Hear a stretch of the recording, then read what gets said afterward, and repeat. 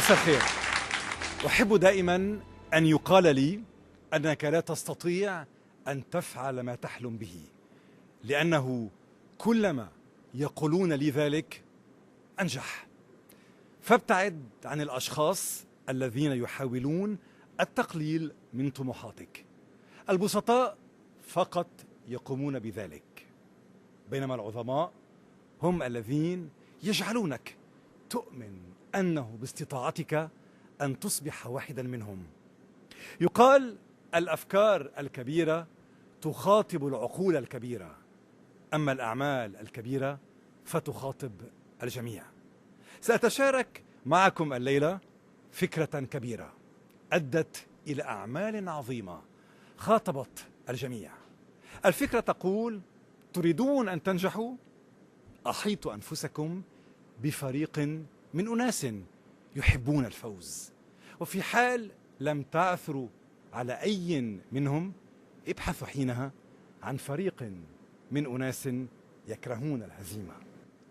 في عالم تحيط به الهزائم والانكسارات لم نضطر للبحث طويلا وكثيرا عمن يحبون النجاح ويكرهون الانكسار والاستسلام.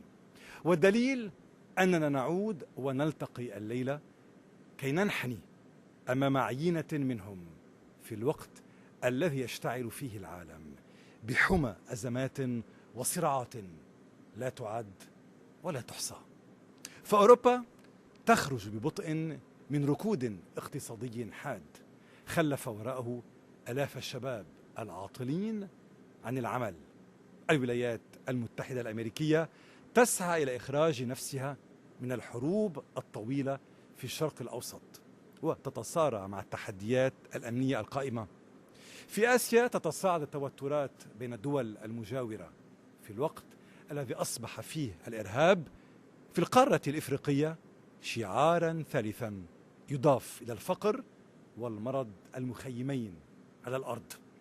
ورغم تحول العالم بركانا يستعر بالاضطرابات قاطبة، يتصدر الشرق الأوسط وللأسف قائمة بؤر العنف في العالم. الفوضى تهيمن على المشهد السياسي والحلول مستعصية على زعماء العالم. عدد القتلى يتصاعد يوما بعد يوم والمآسي الإنسانية تتفاقم. الربيع العربي لم يظهر أيا من أهداف الثورات العربية التي انطلقت مع ثورة الياسمين في العام 2011. ليس من المستغرب إذن حالات الإحباط التي اعترت الشباب العربي، لاسيما في غياب القيادة الفاعلة. ضمن هذا الجو من الألم نجتمع الليلة للاحتفال. نعم، للاحتفال. الاحتفال بالحياة التي مهما حاول البعض إزهاقها وتدميرها تنتفض من تحت الرماد من خلال إبداعات البعض الآخر. هذه الإبداعات العربية التي تؤسس لنهضة حديثة هي ما نحتفل به الليلة. هذه النجاحات التي نرتقي من خلالها بعالمنا العربي حيث نعانق التفوق في مختلف المجالات هي ما نكرمه الليلة.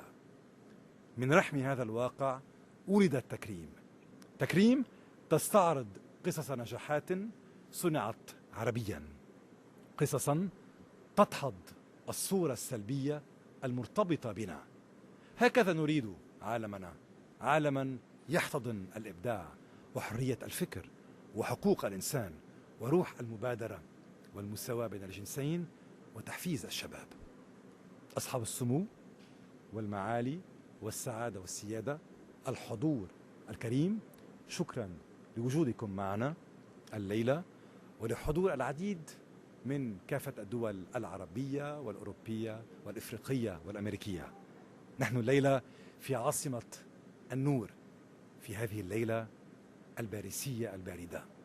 لقد بنت باريس دوما الجسور بين الثقافات المختلفة.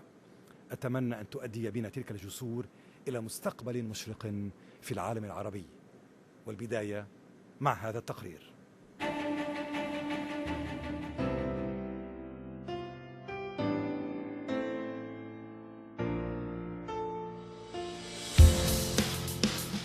في زمن التغيير العربي وانتفاضة الشعوب والثورة على الثورة، في هذا البلد العربي أو ذاك، في زمن يفيض دما في مدن سوريا وقراها، وفي جرح العراق وشوارع مصر، وياسمين ثورة تونس باكورة الثورات، وفي لبنان المفتوح على كل المخاطر، واليمن المتصدي للإرهاب، في نزاعات ليبيا المشلعة، وفي أرض فلسطين البداية والنهاية.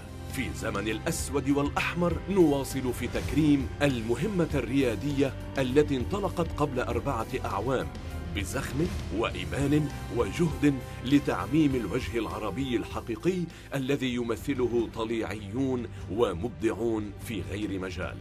شئنا أن تكون الدورة الرابعة هنا في باريس وفي معهد العالم العربي بالذات لما تمثله هذه المدينة من انفتاح، وما يمثله المعهد من قيمة مضافة إلى الثقافة والحضارة والتقارب بين الشعوب. بعد المنامة لم ينم فريق عمل تكريم على مجد، بل واصل الجهد تحضيرا للدورة الرابعة، ومن ضمنه إعداد الترشيحات والملفات وتسليمها إلى المجلس الاختياري المؤلف من أهل اختصاص، حيث أجرى المجلس مراجعة معمقة للترشيحات وأعد قوائم قصيرة يتوافر فيها أكبر قدر من الميزات المذكورة في المعايير المحددة تبعا لكل فئة، مع الإشارة إلى أن حق الترشح والمنافسة متاح لأي كان بمعزل عن انتمائه الديني أو العرقي أو السياسي أو العمر. وتتوزع هذه الملفات على المجالات التالية: المبادرون الشباب، الإبداع العلمي والتكنولوجي، التنمية البيئية المستدامة، الإبداع الثقافي، امرأة العام العربية، الابتكار في مجال التعليم، الخدمات الإنسانية والمدنية، القيادة البارزة للأعمال، المساهمة الدولية الاستثنائية في المجتمع العربي. كان على المجلس التحكيمي الدولي اختيار فائز واحد لكل فئة من فئات تكريم، وهذا ما فعله في اجتماعه السنوي في باريس في شهر مايو المنصرم.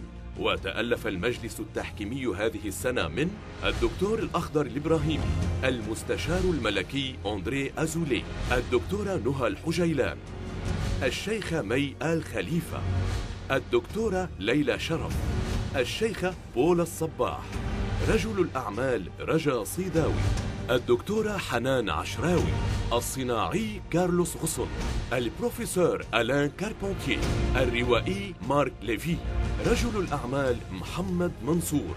وإلى الفئات التسع، وجريا على تقليد اعتمدته مبادرة تكريم، تمنح جائزة إنجازات العمر إلى شخصيات رائدة تميزت بروح قيادية وكان لها تأثير بالغ في المجتمع.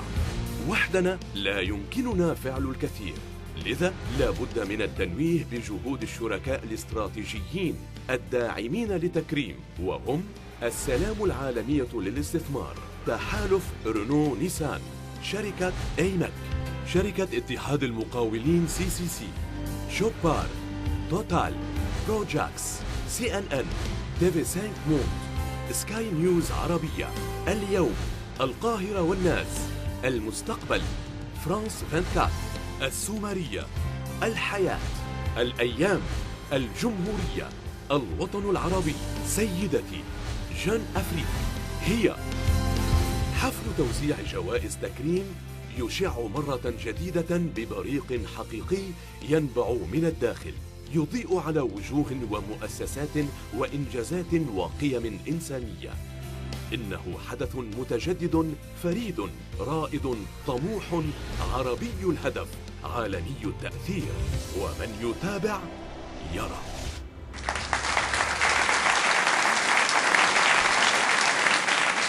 لأنها وجهنا الجميل وسيدة الحضور الراقي في أرقى العواصم، لأنها مرآة المرأة العربية الواثقة، نرحب بسفيرة تكريم أمس، اليوم، وغدا، الإعلامية ليلى الشيخلي.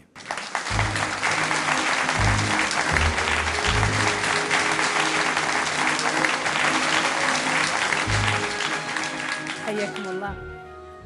مساء الخير رسميين، ضيوفا مكرمين، وشكرا ريكاردو، فباريس حقا زهرة الحرية وذهب التاريخ كما كتب الأخوان رحباني وغنت السيدة فيروز.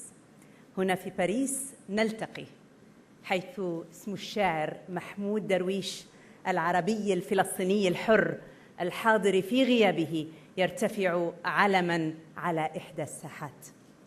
شكرا ريكاردو مرة ثانية على دعوتي للمشاركة في تقديم حفل تكريم الليلة الذي يأتي تتويجا لجهد جماعي نوعي دقيق على مدى أشهر طويلة، وما أمسيتنا هذه إلا موعد مع قطاف جميل في زمن عربي يشهد في الأعوام الثلاثة الأخيرة تحولات جذرية ومخاضا عسيرة.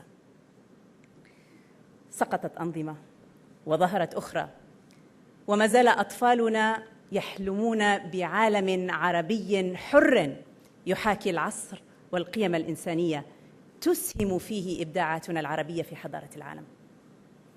على الرغم من قتامة جزء من المشهد العربي، جئنا هنا الليلة لنؤكد أن لدينا في العالم العربي إبداعات عظيمة تستحق أن نحتفي بها. في هذا المساء الباريسي نتشارك لحظات إنسانية لا تنسى، سنحاول أن نجعلها لا تنسى، ونضيء على شخصيات تستحق كل تقديم وتكريم. اخترنا باريس لأنها تحتفي دائما بالثقافة من أي مكان، فهي مدينة النور، وجبران هو القائل: المحبة كلمة من نور كتبتها يد من نور على صحيفة من نور. من دواعي فخرنا أن تحتفي باريس هذه السنة وتحتضن مبدعي عالمنا العربي وضيوفنا الوافدين إلينا من جهات الأرض الأربع في لقاء قمة من نوع آخر. نبدأ حفلنا الرابع بجائزة تمنح لمن يقتحم المستقبل بالعلم والإرادة، بالطموح، بالتفوق. أولى الجوائز ضمن مبادرة تكريم هي جائزة المبادرين الشباب، يقدمها رجل الأعمال زياد التركي والبطلة الرياضية أنات الخوري، فليتفضلا.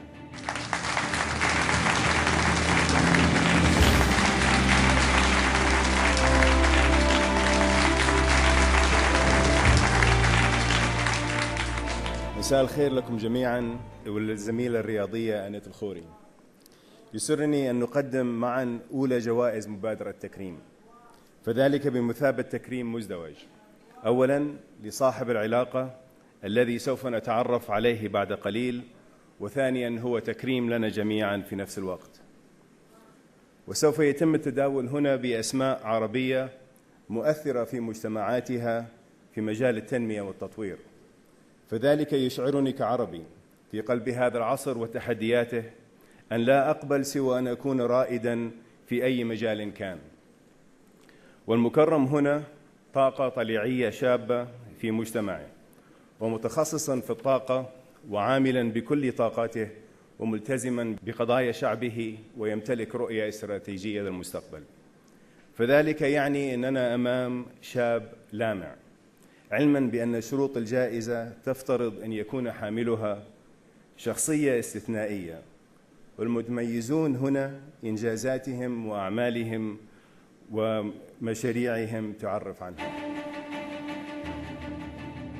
حمل ابن 23 عاما شهادته في هندسة الكمبيوتر من جامعة ووترلو الكندية ومرتبة الشرف، وعاد إلى وطنه فلسطين، فأسس ما كان يحلم به، شركة رائدة في مجال الطاقة المتجددة، مينا جيوثيرمال، وهو أول مهندس في المنطقة في هذا المجال.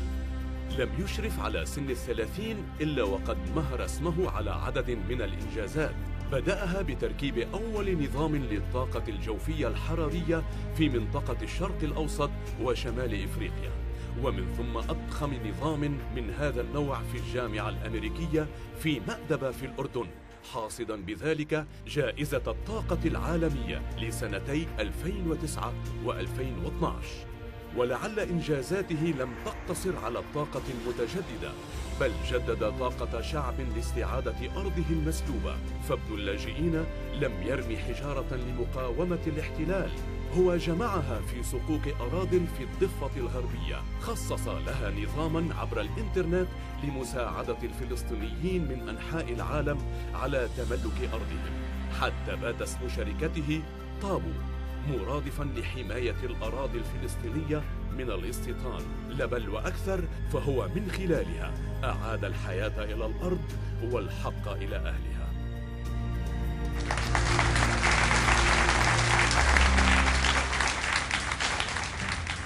في انتظار أن نسمع الاسم.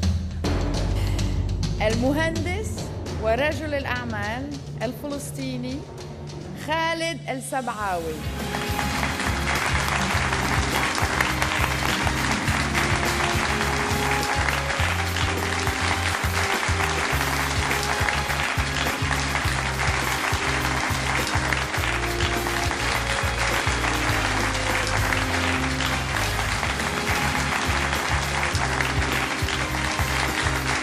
ألف مبروك.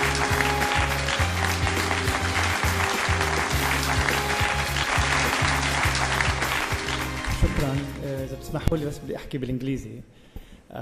As the son of Palestinian refugees who were lucky enough to immigrate to Canada, I was raised on the imperative that if we Palestinians who were lucky enough to grow up in one of the most progressive societies in the world and receive education in amongst the best institutions in the world, if we don't go back to Palestine to help out, who will?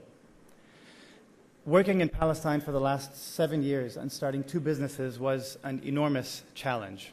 For young entrepreneurs not only face the regular challenge of entrepreneurship, but they face them in very extraordinary political, economic, and social circumstances.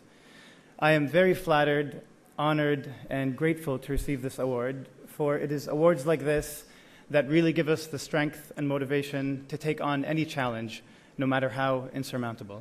Thank you very, very much. Shukran.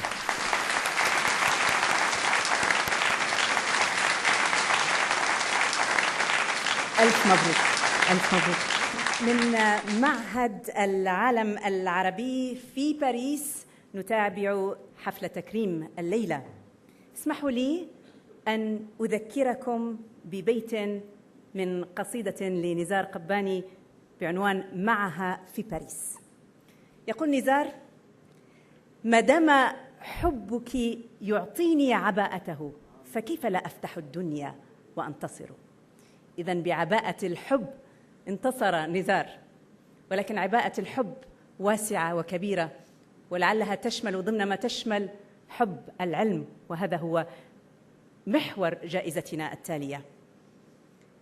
لعلنا نستعيد شيئاً من ألق الإنجازات العلمية الكبيرة التي عشناها في الماضي، وذلك من خلال جائزة الإبداع العلمي والتكنولوجي يقدمها اليوم الوزير السوري السابق الدكتور رضا سعيد والناشطة الاجتماعية الدكتورة فريدة العلاقي. فليتفضلا.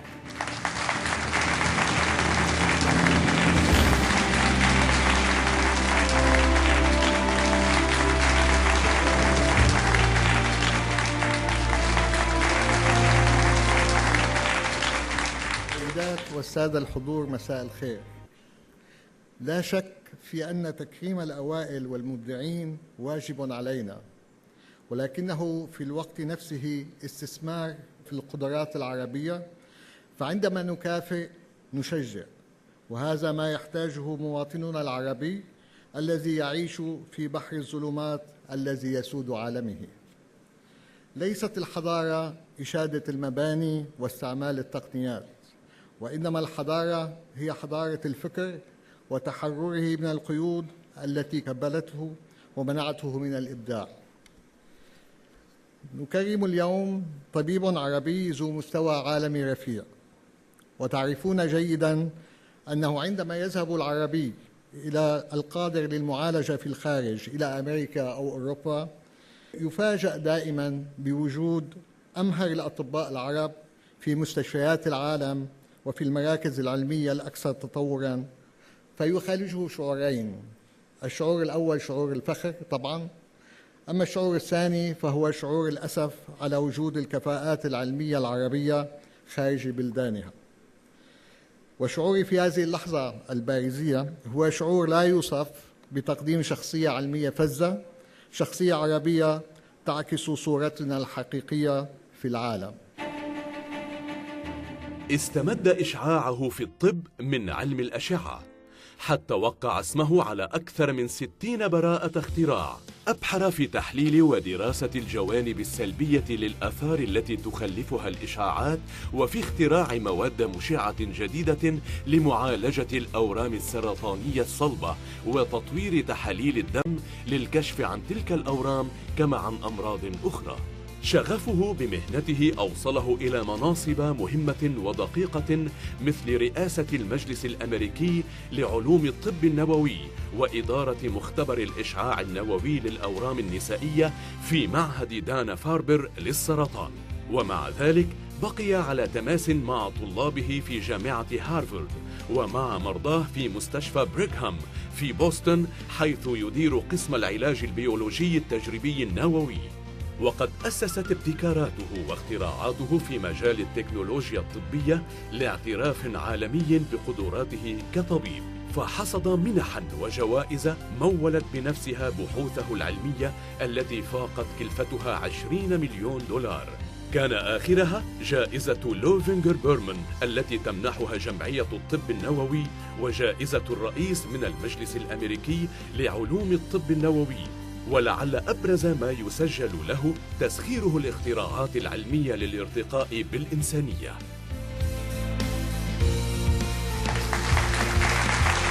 مساء الخير. جائزة الإبداع العلمي والتكنولوجي، يا ترى من هي هذه الشخصية العلمية العربية الرائدة؟ أنا في حقيقة الأمر في هذه الليلة آتي إليكم من ليبيا التي فاجأت الجميع بثورتها، ونتطلع ونصر رغم كل ما تسمعونه أن هذه الثورات العربية لن تموت، ننتظر، ولكنها بداية لزمن عربي جديد.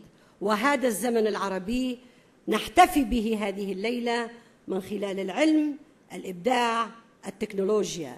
هذا هو قرن 21 الذي يتطلب منا جميعا أن نثابر لكي نقدم القدوة. وشكرا لك فعلا يا ريكاردو أنك تقدم لنا هذه القدوة العربية الدولية. وجائزة الإبداع العلمي والتكنولوجي تمنح للبروفيسور أمين اسكندر قسيس، مدير قسم الطب النووي في مستشفى بريغهام في بوسطن.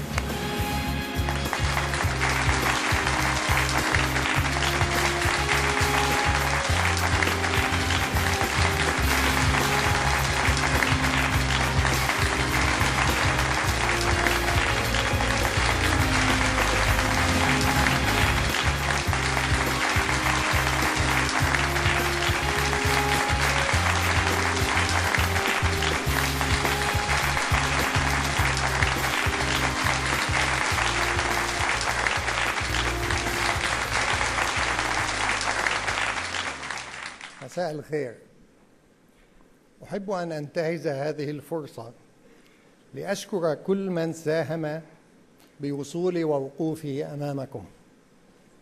إن التكريم الذي تمنحوني إياه اليوم لشرف كبير سأعتز به كل عمري، وإنني أقدر الجهود التي بذلتها مبادرة التكريم بكل كوادرها من المؤسسين والداعمين وهيئة التحكيم.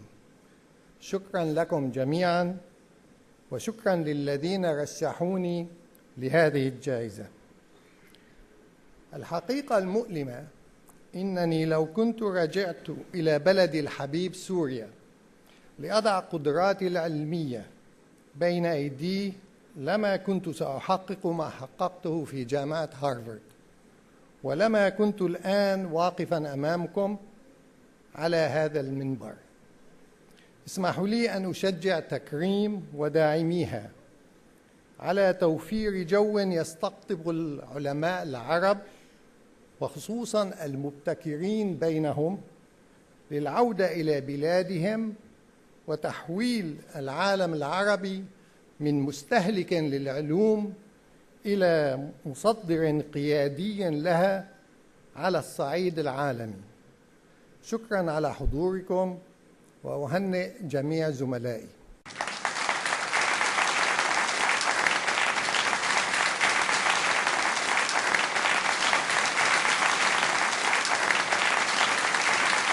ألف مبروك للبروفيسور أمين قسيس على إنجازه، ونحن من نشكرك دكتور. شكرا لك.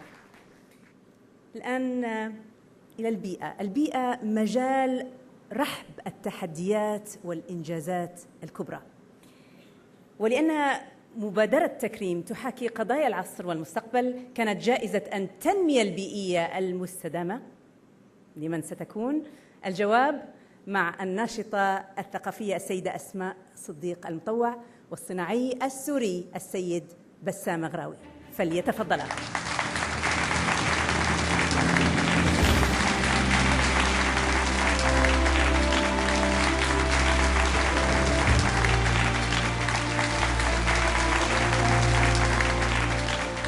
مساء الخير، السلام عليكم ورحمة الله وبركاته.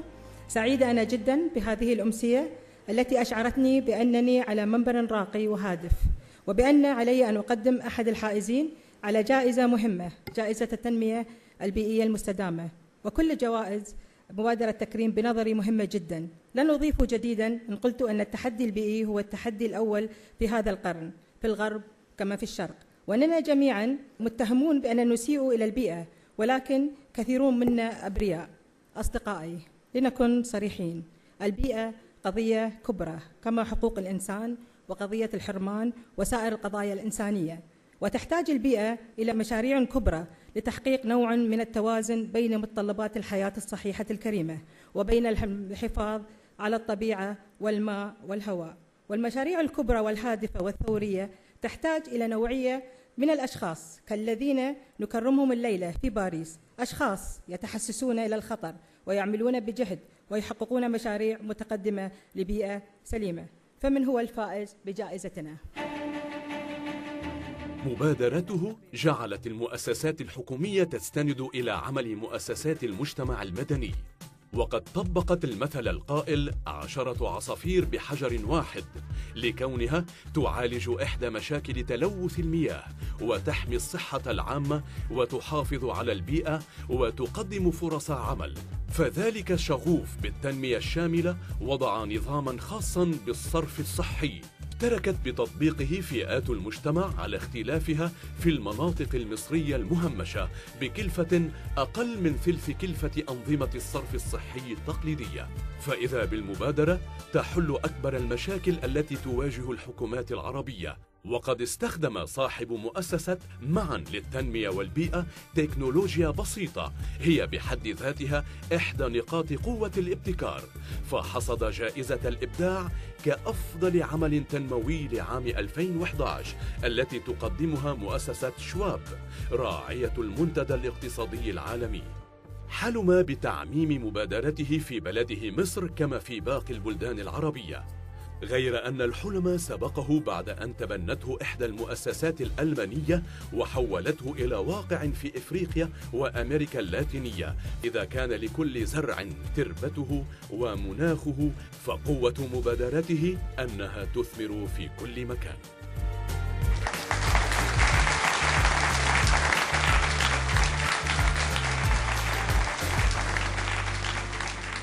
جائزة التنمية البيئية المستدامة تمنح لرجل قدم لبلده الكثير في زمن قصير.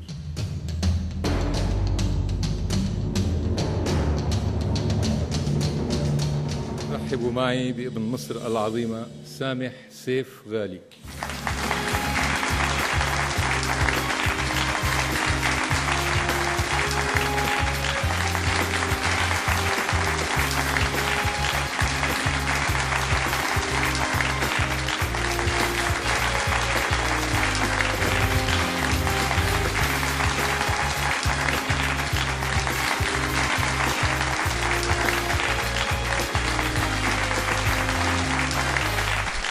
طبعا أنا متشكر جدا لمؤسسة تكريم على الجائزة، بس أنا عايز أشكر مؤسسة تكريم مش بس على الجائزة، على أنها قدرت توصل لحضراتكم أنه في بعض المبادرات البسيطة المرتبطة بالتكنولوجيا البيئية وهي تكلفتها مش عالية بس بتخدم شعب كتير وبتساعد فقراء على مستوى عالي كتير موجودين في أفريقيا وموجودين في مصر. في الفترة يمكن اللي فيها ثورات مصر 3 سنين وإحنا بنمر بثورات في مصر، لكن المجتمع المدني كان شغال في نفس الوقت. كانت يمكن الحكومات والصراعات موجودة في أماكن، لكن في أماكن تاني كانت فيها مبادرات. يمكن المبادرة بتاعتي في صعيد مصر، يمكن محدش يتصور إنه ممكن صعيد مصر يحصل فيه بعض التكنولوجيات دي، لكن ده حصل وقدرنا نطبقها من صعيد مصر، وصلنا حتى لأماكن تانية في أفريقيا وبعض المؤسسات التانية. أنا متشكر جدا، وأظن أن المجتمع المدني هيكون له دور أكبر في الفترات والسنين الجاية. شكرا لكم.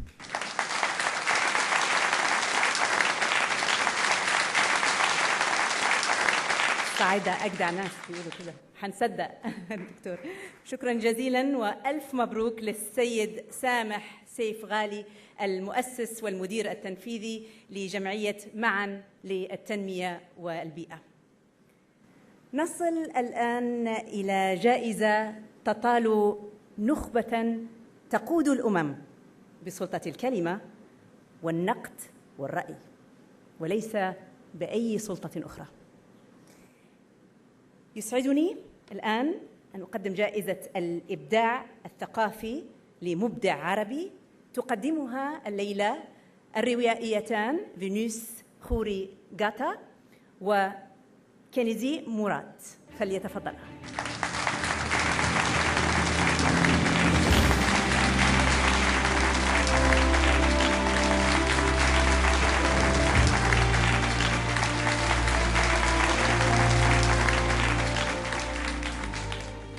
Bonsoir.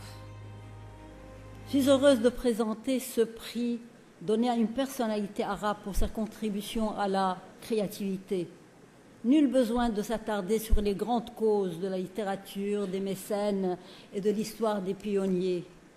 Je tiens à évoquer en tant qu'écrivain l'importance du rôle joué par les intellectuels arabes et leurs efforts pour faire avancer leur société et sensibiliser le public à secouer la pensée arabe engourdie, mais nullement résignée à son destin. L'initiative de Takrim rend hommage à ces personnes qui ont enrichi la littérature arabe. Par conséquent, ils ont enrichi toute la société arabe. À qui sera décerné le prix de la créativité culturelle? اسمه يرتبط بالعقل والفكر، لا بل إن العقل والفكر العربيين باتا مرتبطين باسمه.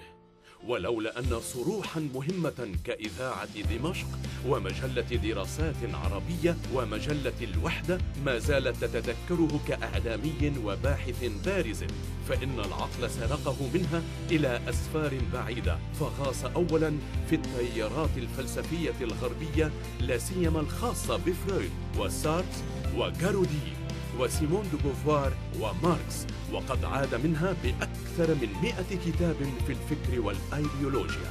في مرحلة لاحقة انصرف لدراسة العقل العربي والإسلامي، فكانت موسوعة نقد النقد التي رد فيها على مشروع الكاتب المغربي محمد عابد الجابري نقد العقل العربي، وهو عمل خطفه مدة 20 سنة قبل أن يوقع 5 أجزاء ستبقى مرجعا أساسيا بل الأساس لكل باحث لقرون قادمة.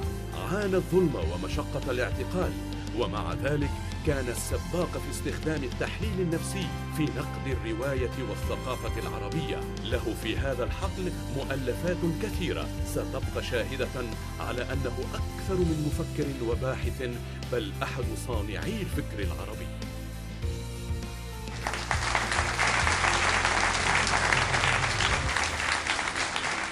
Je pense, Vénus, que le public est impatient de connaître le nom du lauréat. Le prix de la créativité culturelle est décerné au critique et écrivain syrien Georges Tarabichi.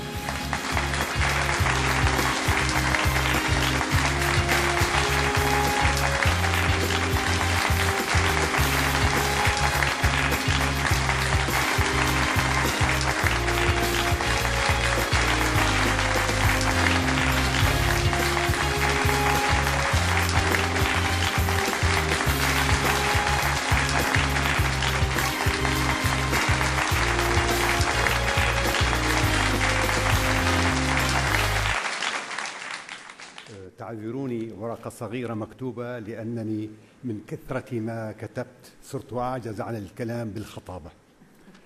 يسعدني وأنا في أواخر رحلة طويلة مع الفكر والقلم أن أكرم بجائزة تحمل بالضبط اسم تكريم، وأجمل ما في هذه الجائزة أن ترشيحي لها لم يأتي مني بل بمبادرة من أولئك الذين رشحوني لها، فلهم ولمنظمي الجائزة شكري على أن غبطتي هذه تبقى مقرونة في النفس بحرقة لا تكفي الكلمات للتعبير عنها. ففي المهجر حيث أقيم منذ أكثر من ربع قرن يتضاعف الإحساس بالوطن، والحال أن الوطن، أقصد الوطن السوري، هو الذي يحترق اليوم حريقاً لا تزيده دموع الأسى إلا اشتعاله.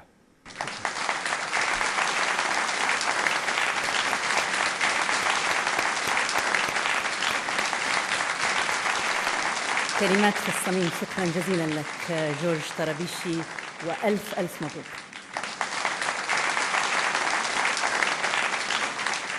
الآن اسمحوا لنا أن نقتطع لحظات قليلة من حفلنا الليلة لنتذكر أسماء مرت على منبر تكريم وعلى مسرح الحياة، أسماء تابعت التألق وأسماء تعبت ورحلت. اليوم نتذكر كبيرة مراسلي البيت الأبيض هيلين توماس التي غادرتنا في 23 من يوليو الفائت عن عمر ناهز 93.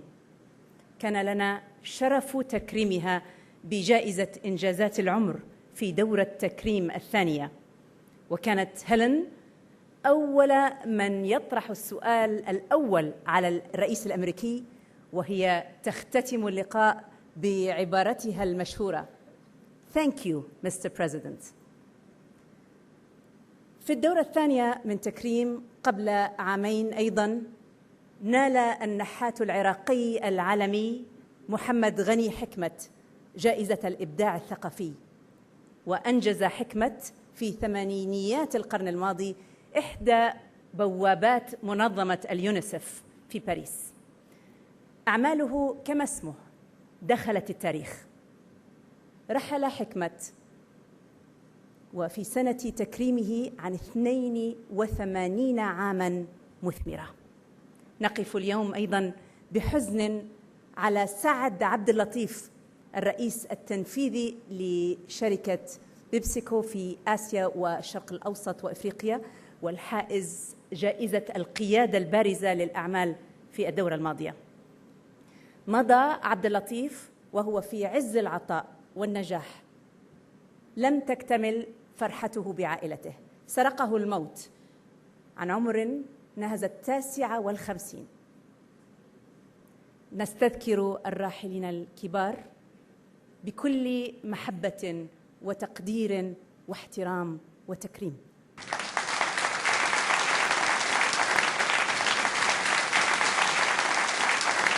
نكمل الآن حفل تكريم مع جائزة امرأة العام العربية، فللنساء العربيات موقع أول في المجتمع والتطور وصناعة الغد.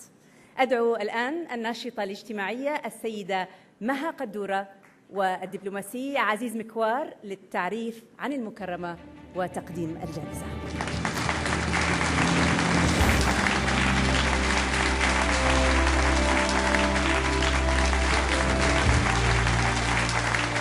مساء الخير. على الرغم من قتامة مشهد الربيع العربي المفترض أن يكون واعداً أكثر ودموياً أقل، وعلى الرغم من الضريبة الغالية التي تدفع من أجل الحريات والحقوق السياسية والمدنية والديمقراطية، فهناك أمل متجدد أن يكون المستقبل العربي أفضل. ولا أقول ذلك على سبيل بيع الأوهام الكاذبة، بل عن قناعة تامة بسبب نضال طويل يقوده رجال ونساء بسلاح المعرفة والصدق والحق الذي يعلو ولا يعلى عليه. ومن قال أن الربيع كذبة ولن يأتي، هنا أقول أنا مع فيروز مهما تأخر جاي. فشكرا لصانعي ربيع الإنسان العربي، ومنهم السيدة الكبيرة التي نكرمها اليوم. صوتها تردد في البيوت وفي الأروقة السياسية على مدى 40 عاماً. سبق خطاها في الشوارع والأزقة حيث كان يتربص الظلم والتهميش. دافعت عن الحق والديمقراطية، فإذا بها تعتقل وتسجن وتضطهد وتهدد بالقتل، لكن تصميمها وإصرارها ارتدا ازدهاراً في بلدها العراق، وقد مر توقيعها على قوانين وحملات بدلت الحياة فيه، كالمبادرة المدنية للحفاظ على الدستور وقانون الحماية من العنف الأسري. وبين هذا وذاك شغلتها هموم المرأة، فناصرتها من خلال شبكة النساء العراقيات، حتى أضحت خبيرة معتمدة لدى المنظمة العالمية لحقوق الإنسان، تحتفظ على رفوفها بجوائز ودروع، منها شهادة المدافع عن حقوق الإنسان من الأمم المتحدة، وجائزة شون ماكبرايد للسلام من مكتب السلام الدولي. أما على مكتبها فما زالت تشغلها أوراق جمعية الأمل التي شاركت في تأسيسها خلال حرب الخليج. دأبت على إعادة الأمل للأرامل ورسم المستقبل للأطفال والشباب، وهي إن مدت يدها اليمين لهم ما زالت بيسارها تهز عروشا وحكومات من أجلهم، لتعتبر مناضلة في كل القضايا وامرأة كل الأعوام.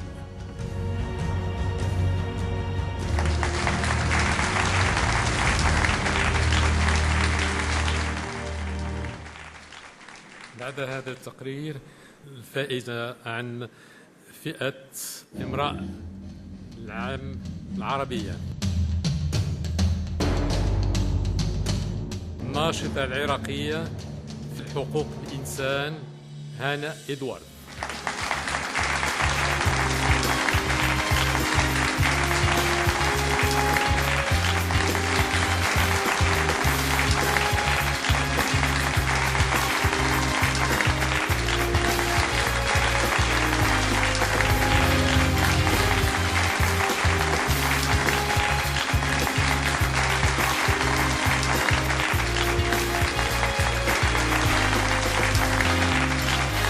الحضور الكرام،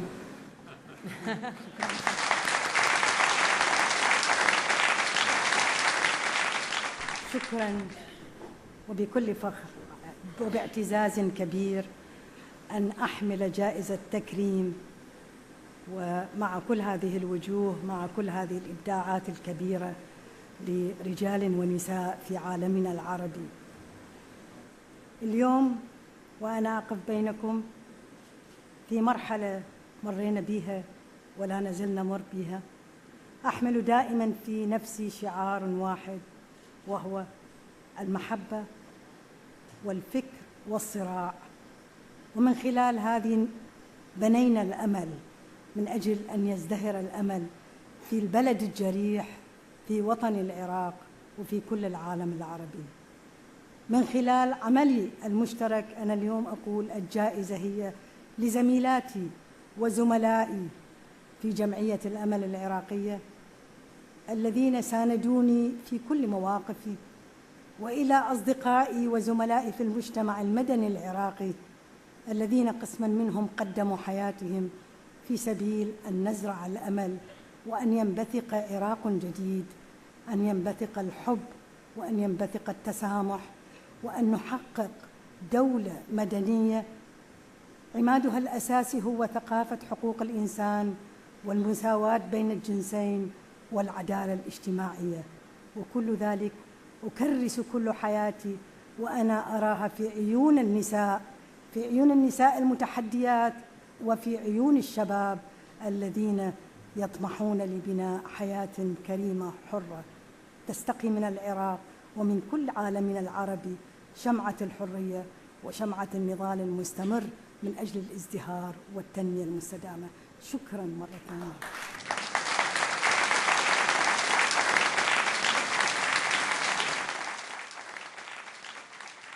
ألف مبروك هناء أدوارد، وهنيئا لنا ولك هذا الشعار الجميل، شعار المحبة.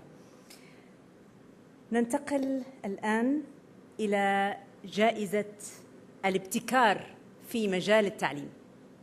فالتعليم في كل مراحله تخطى ويجب أن يتخطى الأطر الكلاسيكية التي نشأنا عليها، ربما نشأ عليها آباؤنا أيضا. نحن في تكريم بقدر ما نحتضن من لهم جذور نحتضن أيضا من لهم آفاق. الجائزة السادسة جائزة الابتكار في مجال التعليم يقدمها السيد سمير بريخو الرئيس التنفيذي لشركة إيمك، والآنسة مهدية أحمد بن بلة. المنبر لهما.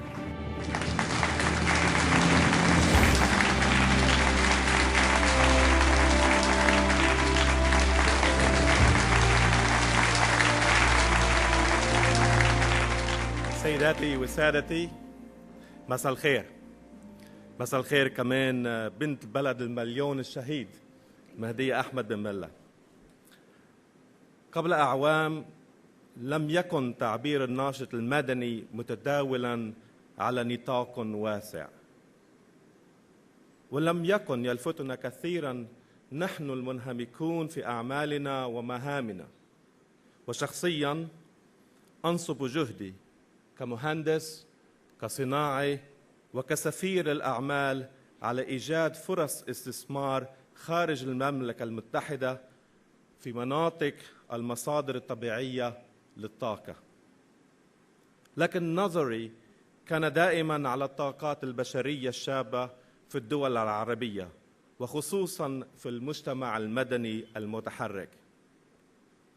وأنا من المؤمنين والمراهنين على الطاقات العلمية الشابة، طاقات علمية عملية هادفة وملتزمة، طاقات تضع في أولياتها خدمة الشباب وتعزيز الفرص أمامهم ليكونوا منتجين ومؤثرين وفاعلين في المجتمعات العربية.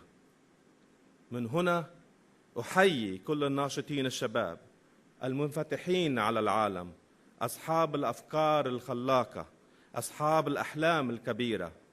فعلى من رست جائزة الابتكار في مجال التعليم، اصبروا سيأتيكم الجواب بعد قليل.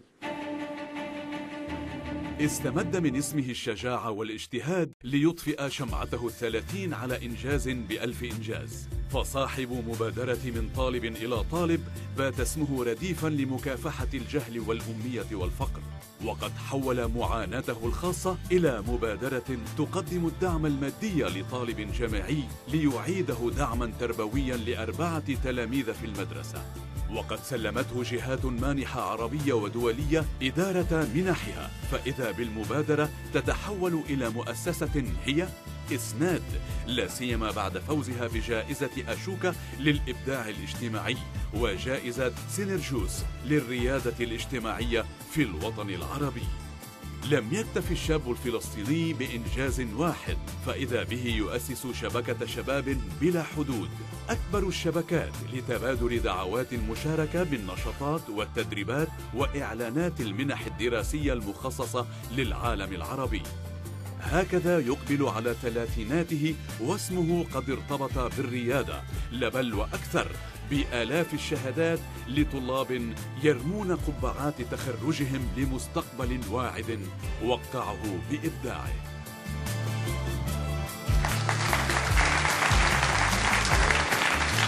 جائزة الابتكار في مجال التعليم تمنحها مبادرة تكريم في دورتها الرابعة إلى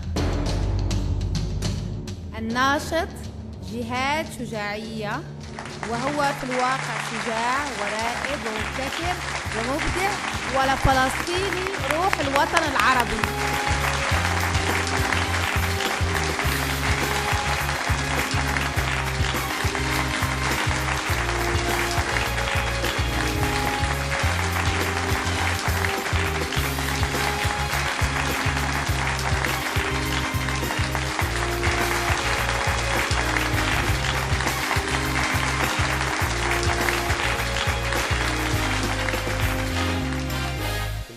يسمح لي أن أشكر كافة القائمين على جائزة تكريم، واللي فعلا أعطتنا نفس لأنه الواحد يخرج من حالة الإحباط لأمراض بوقع فيها، وخاصة إحنا كشباب عرب، وأعطتنا القوة إنه عن جد نستمر في العمل. بحب أهدي هذا التكريم لعائلتي، لروح والدي الطاهرة، ولوالدتي الله يمد في عمرها، لزوجتي وأبنائي مجد ولور، ولكافة الناس اللي ساهموا معي لأني أوصل لهاي المرحلة. في نهاية بتمنى عن جد إنه ينتهي الاحتلال ونعيش في سلام لكل أطفال المنطقة. شكرا لكم.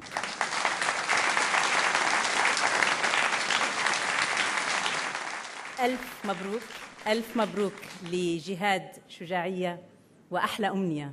شكرا، نتمنى فعلا أن تتحقق. لجوائزنا الليلة صلة، ولكن يبدو نعم هناك شيء يجري الآن، يبدو أنني سأترك المجال للموسيقى. أتمنى أن تستمتعوا.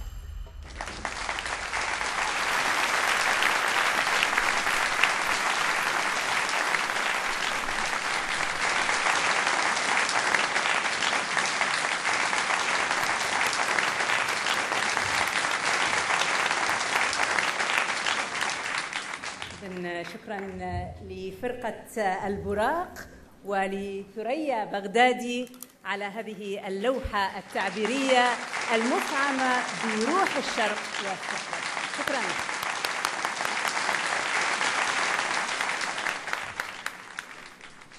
حفل تكريم نسعى أن يكون دائما استثنائيا ومختلفا، مطعما بنكهة موسيقية وفنية.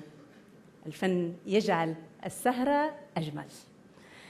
من باريس الثقافة والتاريخ والمدنية والإنسان، من معهد العالم العربي الذي فتح لنا أبواب القلب الليلة، نواصل تقديم وقائع حفل تكريم لهذه السنة، ونقدم جائزة الخدمات الإنسانية والمدنية.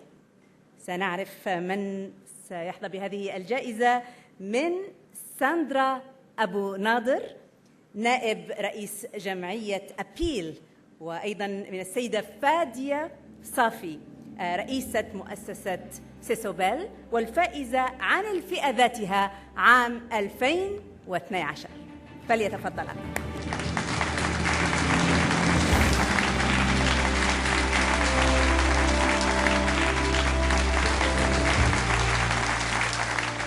اسمحوا لي أن أبدأ كلمتي الموجزة بسؤال بسيط: ما مقياس النجاح في هذه الحياة؟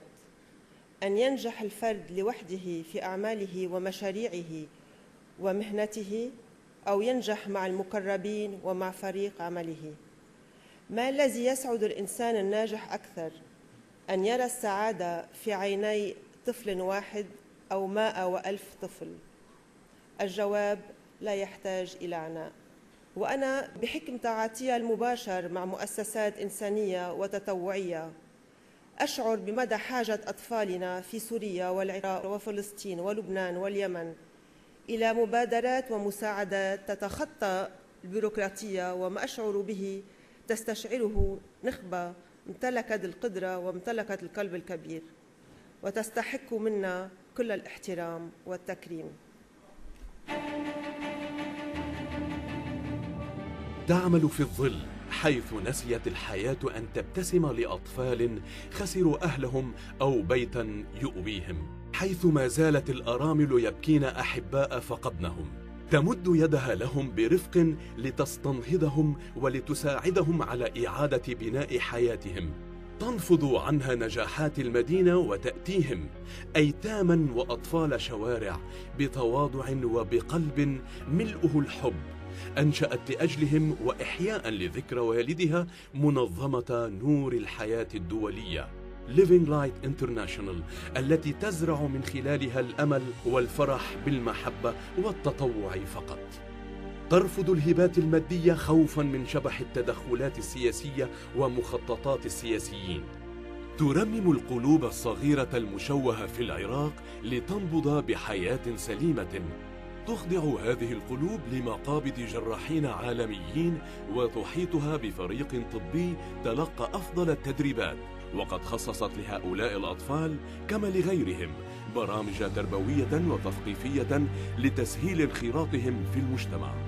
حاكت شهرة في نيويورك وواشنطن في مجال الهندسة والبناء والفن التشكيلي، فبنت ما يبهر تحت الشمس، ومع ذلك بقي ما بنته في البشر أكثر إشراقاً، وقد سما إلى ما هو أعلى وأبعد من ناطحات السحاب.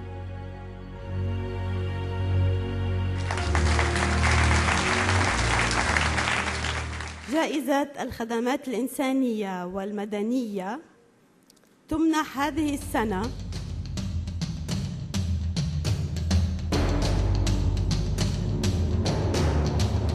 إلى سيدة رائدة في العمل الإنساني، وهي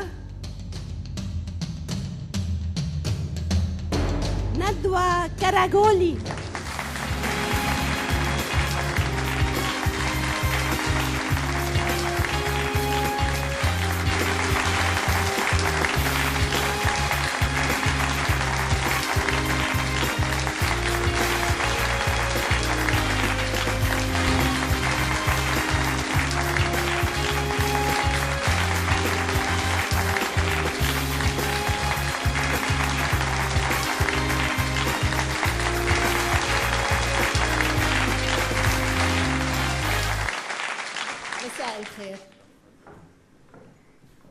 شكري وامتناني لتكريم بالنيابة عني وعن الأيتام والأطفال المشردين في العراق. تأسيس Living Light International نور الحياة كان هو حلم فكرت فيه من خلال حياة والدي اللي كانت كلها عطاء وحب للآخرين، ولكن هذا الحلم ما كان ممكن يتحقق إلا بمشاركة أناس كثيرين ومخلصين، وذول الناس مع الأسف أعدادهم كثيرة ما أقدر أخص إلا القليل من عندهم بالوقت الحاضر لضيق الوقت. أخص صديقتي وزميلتي دكتورة وئام أحمد اللي عطائها اللي ما له حدود،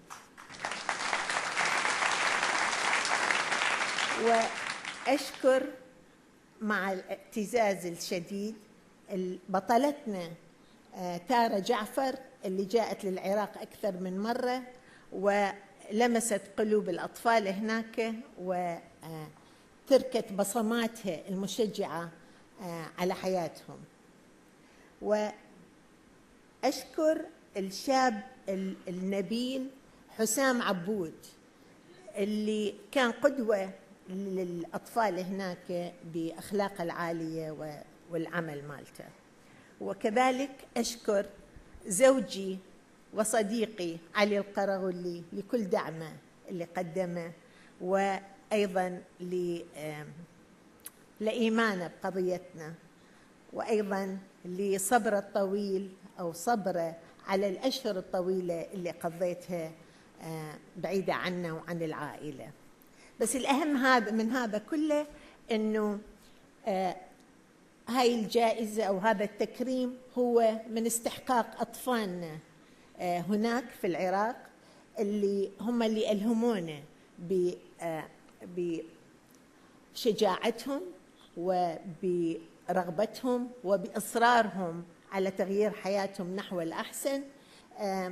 هاي الجائزة أو هذا التكريم لكم يا أطفالنا هناك، وأنا فخورة فيكم وبحبكم كتير. شكرا. ألف مبروك ألف مبروك لندوة القرغلي، وشكرا على هذه الكلمة من القلب. كثيرون من العرب ومن غير العرب أيضا من يربط مفهوم السياسة والقيادة بأمرين، ومفهوم القيادة بالأحرى بأمرين: السلطة السياسية والقيادة العسكرية. لكن القيادة هي موهبة، معرفة، حس، يشمل كل مناحي الحياة المعاصرة.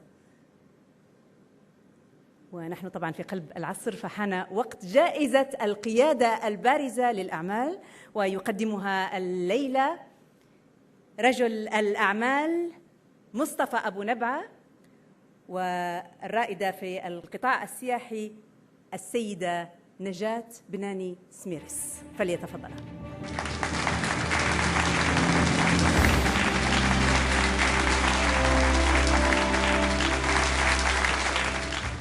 مساء الخير جميعا.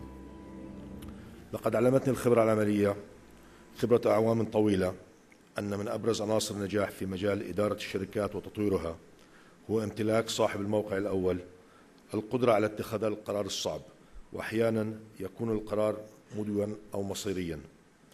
ومن الخبرة الحياتية تعلمت أن أنظر إلى نجاح الآخرين ولو كانوا منافسين بكل تقدير واحترام، وفي كل يوم أتعلم ممن هم أكبر مني عمرا وشأنا ومن هم أصغر ومن تجارب رائدة في العالم. في هذه الأمسية يسعدني أن أقف على هذا المنبر بتقدير أمام رجل امتلك مفاتيح النجاح، رجل عصامي مغامر، قائد جريء في كل قراراته وخياراته، عربي لبناني محب لبلاده وشبابها وشيبها. إنه فعلا أمثلة تعلموا منه وتعرفوا إليه. عرف المهندس المهاجر إلى أمريكا ابن مجدية لبنانية كيف يقتنص الفرص، فنجح في تحويل تجارته الصغيرة في بروكلين إلى شركة عالمية غزت أمريكا وآسيا وأوروبا بصناعاتها من الملابس وإكسسوارات الشعر والحلى المزيفة والأحذية وحقائب اليد. امتدت مصانعه في الصين على مساحة 140 ألف متر مربع، وضمت متاجره أكثر من 3000 موظف، تقدم سنويا نحو 42 مليون قطعة أكسسوار و16 مليون زوج حذاء، ليحقق السنة الماضية فقط عائدات بقيمة 200 مليون دولار. حلق عاليا وبعيدا بمجموعة شركاته التي لم تنجح الأزمة الاقتصادية العالمية بلي أغصانها، بل على العكس استمرت في تألقها من خلال ما تنتجه لأشهر الماركات العالمية، وتوسعت إلى مجالات مختلفة كالعقارات والصناعات التحويلية وتجارة التجزئة، وكذلك شركات البرمجة والبناء. واز عشقه وطنه لبنان شغفه بعمله، فأسس على اسم أرزه أكاديمية نجوم الأرز سيدر ستارز أكاديمي لتدريب الأولاد على رياضة كرة القدم، وهو إذ يحصد النجاح خلف البحار يزرعه خيرا في وطنه، لا سيما من خلال دعمه الطلاب الجامعيين. تناولته الصحف والمجلات كرجل أعمال استثنائي يعيش المستقبل وهو في الحاضر، وهو ما زال يردد أن السماء هي حدوده، لكنه بالفعل بلغها منذ زمن.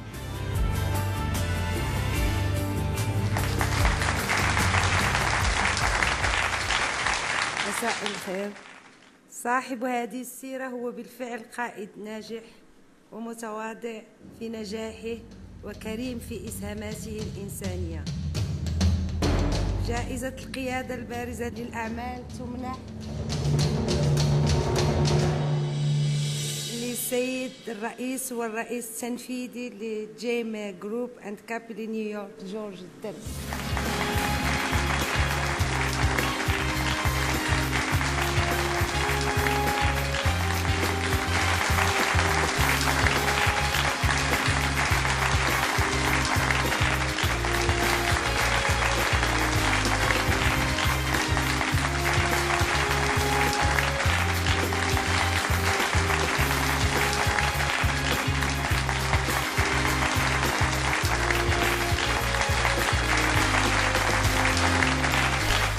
مساء الخير. أول شيء بقول شكرا لتكريم على هالتروفي يلي من دونهم ما كنت أنا وصلت لهون والعالم عرفت عني. كمان شكري بيكون بحس إنه لازم أقول عن بلدي لبنان يلي أنا ربيت خلقت فيه وربيت فيه، كمان لأهلي يلي ربوني بالطريقة إنه بالصدق والشغل توصل لكل شيء.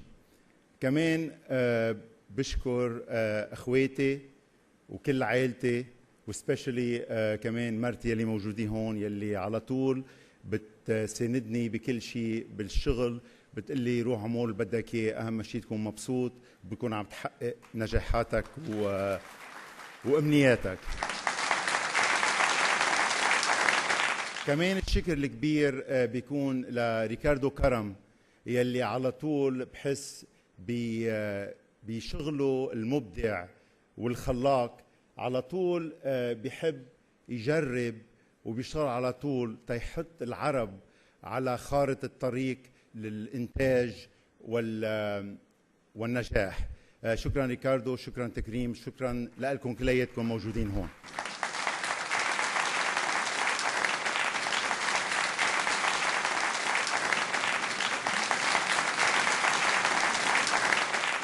الآن إلى جائزة المساهمة الدولية الاستثنائية في المجتمع العربي. العالم العربي يحتاج إلى مساهمات ومبادرات من الداخل والخارج للنهوض الاقتصادي وتفعيل دور الشباب تحديداً وتوفير فرص العمل لأصحاب الكفاءات. تقدم هذه الجائزة الشيخة بولا الصباح ومصمم الأزياء الفرنسي ستيفان غولاند.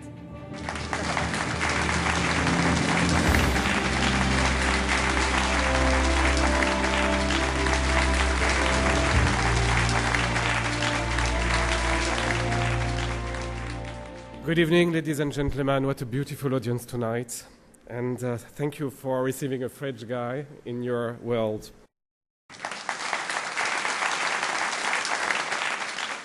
Tell me, Sheikha, you're not wearing my brand. What's happening tonight? Actually, I'm not, but if you promise to make me a dress with our flag colors, I'll wear it next year. Okay, it's a deal. Okay. So, good evening to all of you, dear ones and friends gathered here tonight.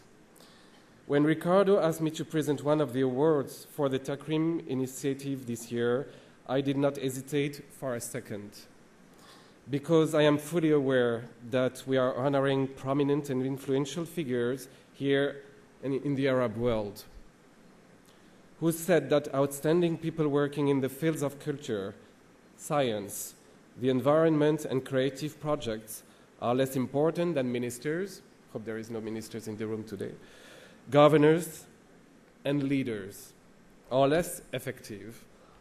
I am certain that some Arab and international institutions that are interested in public affairs, education, training, employment, and development are more productive than some inert ministries. We give tribute to those beneficent hands and their quality contributions. We give tribute to the institutions that work for the sake of our children in their future, including the one that we are awarding today. So, my dear Sheikha, so which institution is granted this award? تقف خلف الباب الموصد بوجه شباب يحملون شهاداتهم للعمل تفتحه لهم على مستقبل مشرق بعد إخضاعهم لتدريب يردم الهوة بين أنظمة التعليم ومتطلبات المهن. تتقن اللعب بالأرقام فتتحدى نسبة البطالة في منطقة الشرق الأوسط وشمال إفريقيا. تجهد لخفضها بينما تطبع حياة آلاف الشباب كل سنة. تستمد خبرتها من مكتبها الرئيس في واشنطن ومن بلاد الغرب حيث خطط مكافحة البطالة تسقط رؤساء وتنجح آخرين، ولعلها بمثابرتها تكافح الهجرة أيضا عبر إرساء الاستقرار الاجتماعي ومساواة الشباب أمام الفرص. تأثيرها لا يطبع الشباب وحسب، بل ينسحب تقدما وازدهارا في المؤسسات الخاصة الشريكة عبر تزويدها بأفضل الخبرات. فازت بجائزة شواب للريادة الاجتماعية عام 2012. كتبت عنها مئات الصحف والمجلات العالمية، كما صنفتها مجلة تايمز كواحدة من بين 100 منظمة الأكثر تأثيراً، فاعتبرت أن مهمتها تخطت تأمين فرص العمل وبناء مستقبل الشباب إلى تطوير المجتمعات وإرساء الديمقراطية فيها.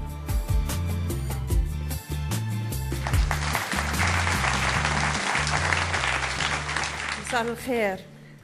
So, the award for the exceptional international contribution to Arab society goes to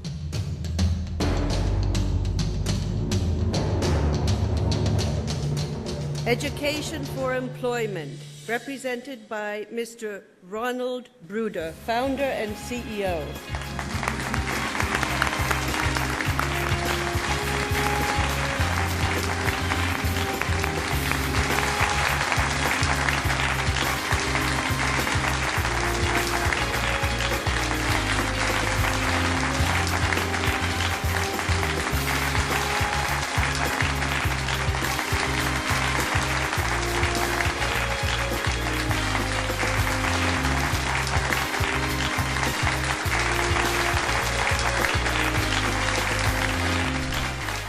I want to thank Takrim, I want to thank Ricardo. Most of all, I want to thank the Arab people. I come from Brooklyn, New York, and I had an idea that we could train thousands and maybe millions of Arab youth in the MENA region. And we have done so. We have trained thousands. And our hope and aspiration is with your support and your help, and we work through only local foundations, we will train millions and help these young Arabs who have the same intelligence and intellect that we see in the more developed parts of the world achieve the same goals. Thank you so much.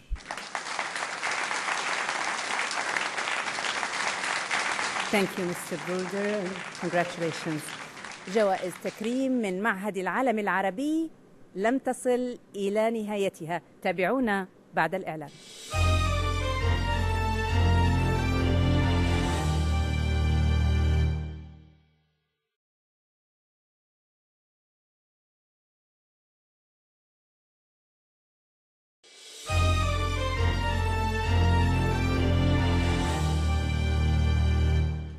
في كل دورة تمنح مؤسسة تكريم جائزتها الخاصة لعلم على إنجاز العمر، جائزة خارج سلطة المجلس التحكيمي الموقر.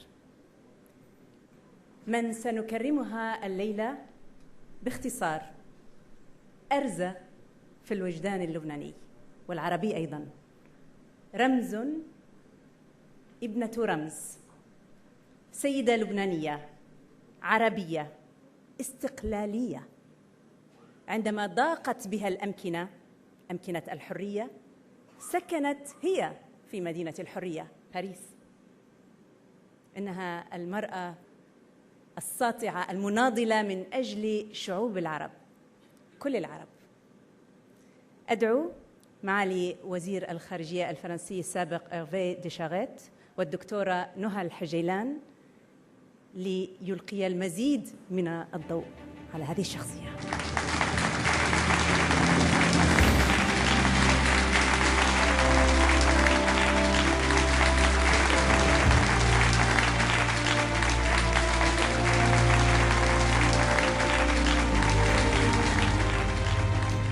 Mesdames et messieurs, c'est un grand honneur pour moi d'être devant vous pour cette cérémonie magnifique qui est dédiée aux hommes et aux femmes qui font le progrès du monde arabe aujourd'hui.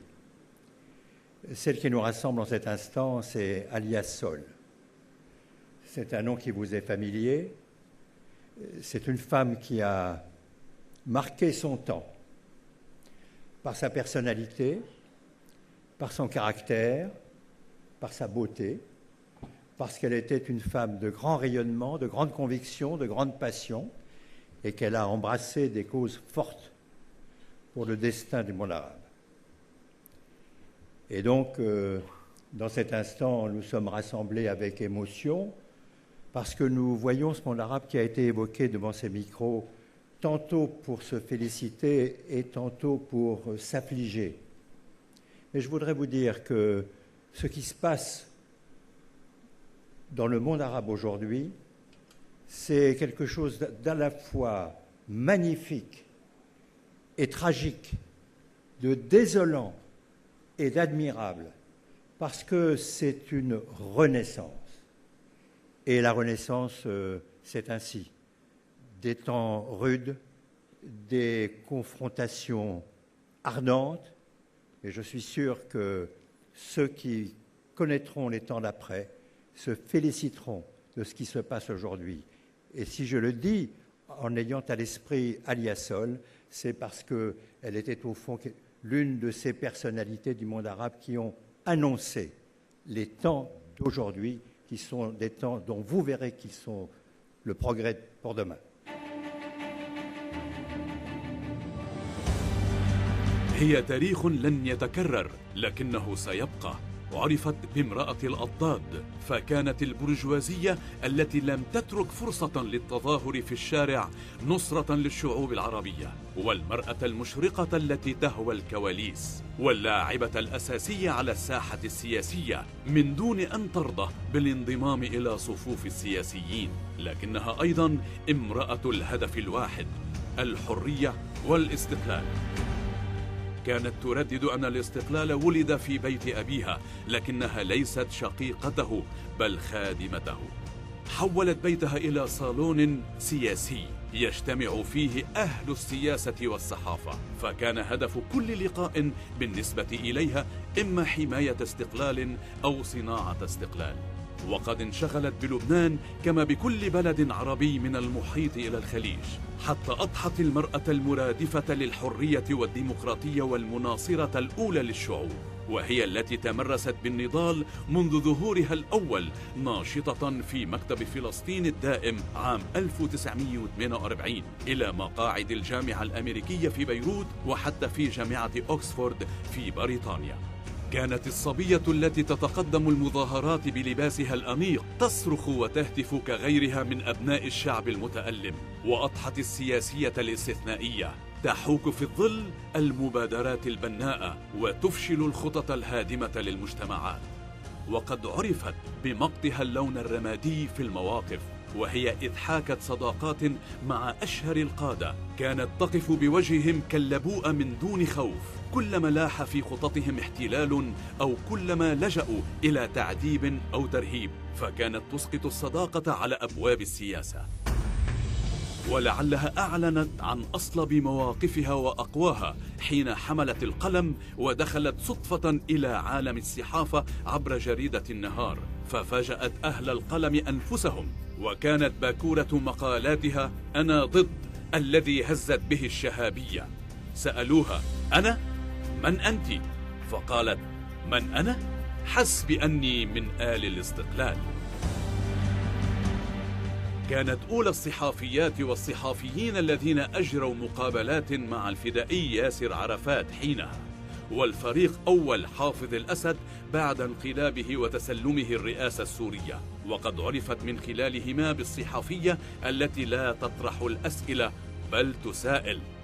بقيت تقول جهرا ما لا يجرؤ الرجال على قوله همسا في الإعلام العربي كما الأجنبي، حتى بعد تعرضها لسلسلة مضايقات وملاحقات، لا بل تحولت لغتها الناقدة إلى لغة مؤنبة، فلم تخف من عنونة إحدى مقالاتها العيب العيب.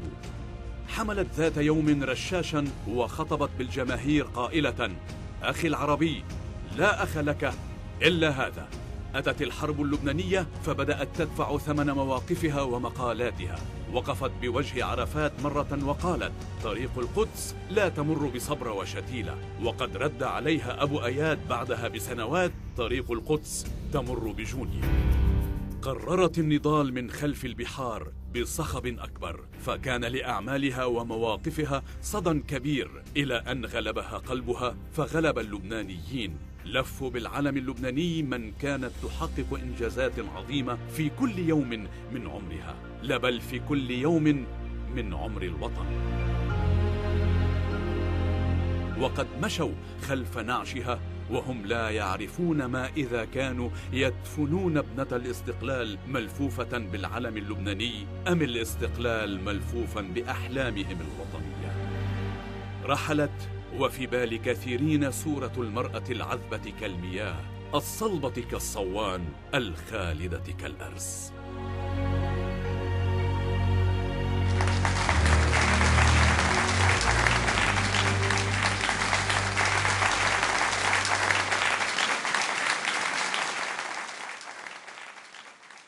لم يبق شيئا أن يقال، وخاصة في هذا الزمن حيث نخاف أن نقرأ جريدة الصباح ونرتعش عندما تأتي أخبار المساء. ولكن بعد هذه الإنجازات وبعد ما رأينا من جمال تأتي في الختام منارة مشعة شامخة كاسمها علياء، أنارت عقول وقلوب وأضاءت لنا الطريق.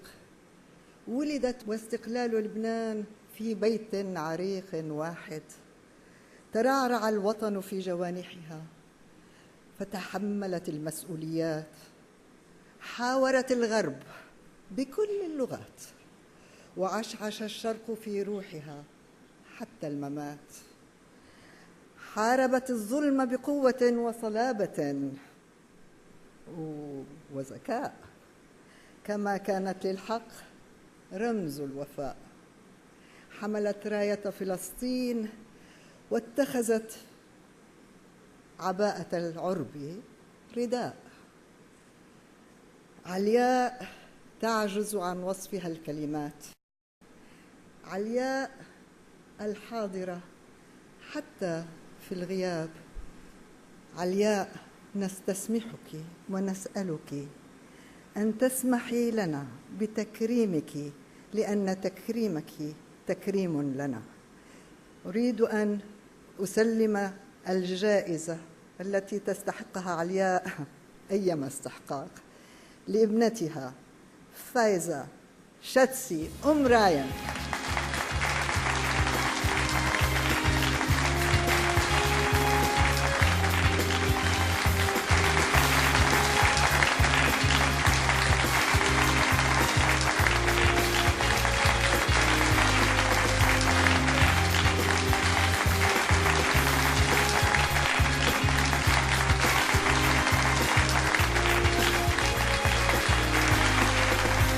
Sur le diplôme que nous allons remettre, il est écrit en reconnaissance de la contribution exceptionnelle d'Alia El Sol au monde arabe.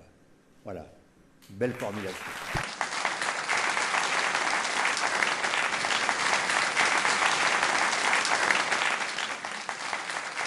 سيدة رائعة تستحق كل التكريم. My mother was an extraordinary woman, but above all, she was a patriot who loved Lebanon, an indivisible, united, strong Lebanon. And she taught me that love of country was not an abstract notion. It came with a sense of duty and a conscience. My mother was born the daughter of independence, but grew up to be the loving conscience of her country. May God bless her and bless Lebanon.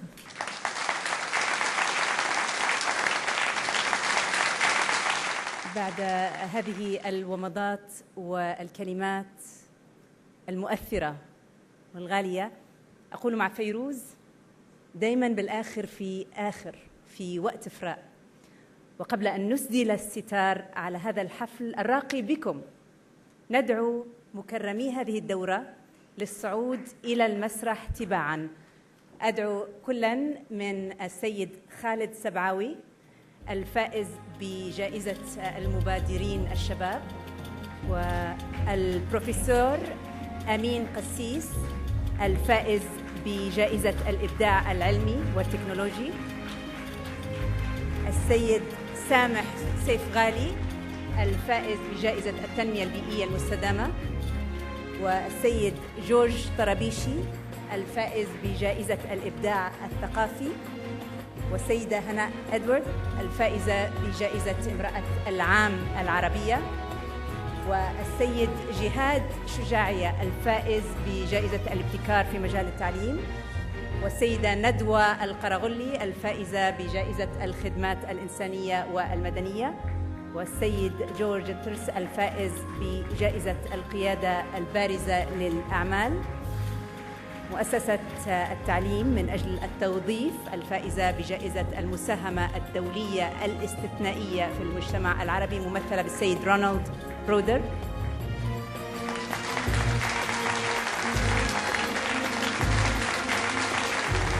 صورة تذكارية.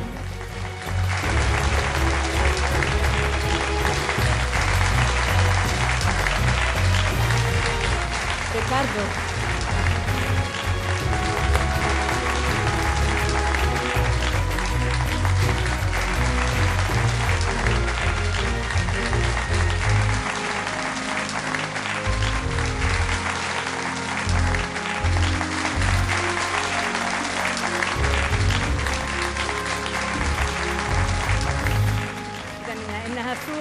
لتاريخ عربي آخر لوجوه لامعة صنعت إنجازات وقدمت الكثير حيثما حلت في قلب العرب أو في دنيا الانتشار. إلى اللقاء في دورة خامسة على أرض عربية في ظروف عربية أفضل. من باريس، في مان الله. شكرا لك.